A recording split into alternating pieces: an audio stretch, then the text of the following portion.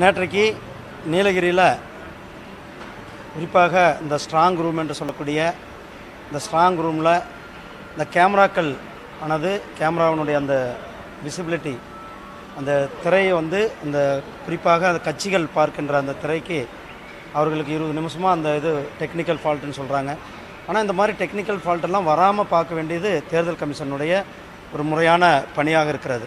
அதுவும் குறிப்பாக ஸ்ட்ராங் ரூமில் ஏன்னா அவங்க சொல்கிறாங்க கால சூழ்நிலை வருன்றது தெரியும். வெயிலான இங்கே சேலம் நாமக்கல் இல்லாத வெயில் ஊட்டியில் இல்லாமல் இல்லை. அதனால் அந்த சும்மா எக்ஸ்கியூஸ் எல்லாம் சொல்கிறத விட்டு முறையாக அந்த டெக்னாலஜி என்னவோ அந்த டெக்னாலஜியோடு அவர்கள் வந்து 24 மணி நேரமும் தொடர்ந்து அதை கண்காணிப்பில் இருக்க வேண்டும். இதை வந்து எந்தவித ஐயத்திற்கும் இடம் கொடுக்காமல் தேர்தல் கமிஷனானது முறையாக பணி செய்ய வேண்டும் என்பது என்னுடைய வேண்டுகோள்.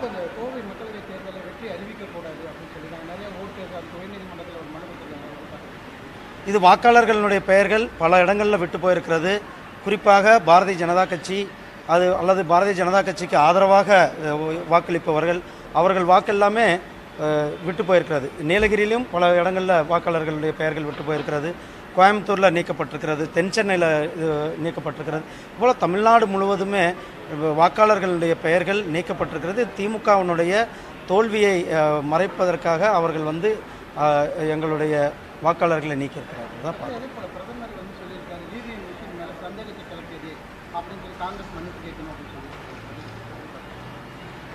இவிஎம் மிஷின் வந்து எந்த ஒரு டேம்பரிங் எதுவுமே பண்ண முடியாதுன்றது தெள்ள தெளிவாக எல்லாருமே விலக்கி இருக்கிறார்கள். தேர்தல் கமிஷனும் விலக்கி இருக்கிறார்கள். சுப்ரீம் கோர்ட்லேயும் இதை பற்றின ஒரு விளக்கமாக உள்ளது. இது வந்து பாருங்கள், காங்கிரஸ் வந்து ஒரு தேவையில்லாமல் அல்லது இந்தி கூட்டணி அவர்கள் வந்து ஒரு தோல்வி பயத்தில் இருந்து கொண்டிருக்கிறார்கள்.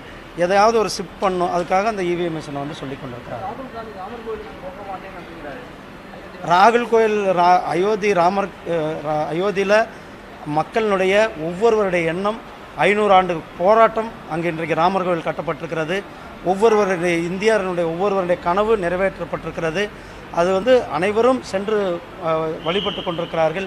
வழிபாடு போகலை, அப்படி ராகுல் காந்தி போகலைன்னு சொல்வது இதை வந்து எதை காட்டுகிறது என்பது அவர் வந்து ராமரை வெறுக்கிறாரா அல்லது இந்து மதத்தை வெறுக்கிறாரா அல்லது கடவுளை வெறுக்கிறாரா என்பது தான் காட்டுகிறார்.